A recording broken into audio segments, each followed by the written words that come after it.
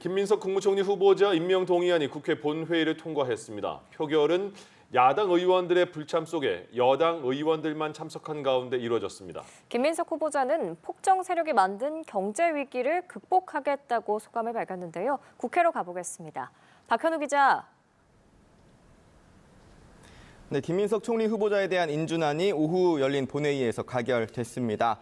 표결은 국민의힘 의원들의 불참 속 민주당 등 여권 의원들이 참석한 가운데 이루어졌는데요. 재석 179명 중 173명이 찬성표를 던지면서 가결됐습니다.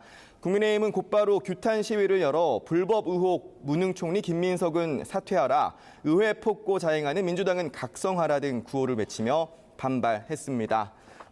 본회의 직후 기자들과 만난 송원석 비대위원장도 김 후보자는 국민 눈높이에서는 결격 사유가 넘치는 부적격자라며 김 후보자 인준 강행으로 국민 분노는 더욱 커졌다고 날을 세웠는데요.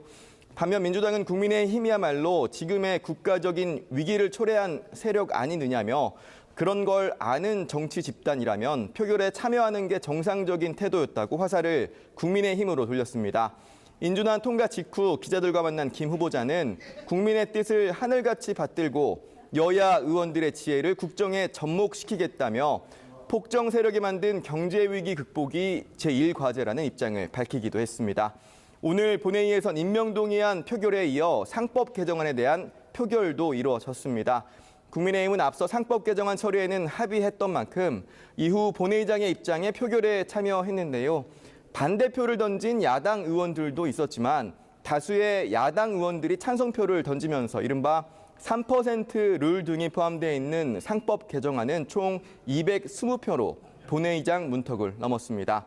이로써 상법 개정안은 이재명 정부 출범 뒤 여야가 사실상 합의 처리한 1호 법안이 됐습니다. 네, 이재명 대통령의 첫 기자회견을 지켜본 정치권 반응도 궁금한데 여야는 서로 엇갈린 평가를 내놨죠. 네, 민주당은 앞으로 펼쳐갈 국정과 대한민국의 미래에 대한 국민 기대를 더욱 높이는 회견이었다고 평가했습니다. 박상혁 수석대변인은 논평을 통해 국민께 국정 철학과 정책 방향을 소통하기 위해 눈을 맞추는 대통령의 모습은 오만과 독선, 불통의 3년이 끝나고 정상적인 정부가 들어섰다는 걸 확인시켜줬다고 밝혔습니다.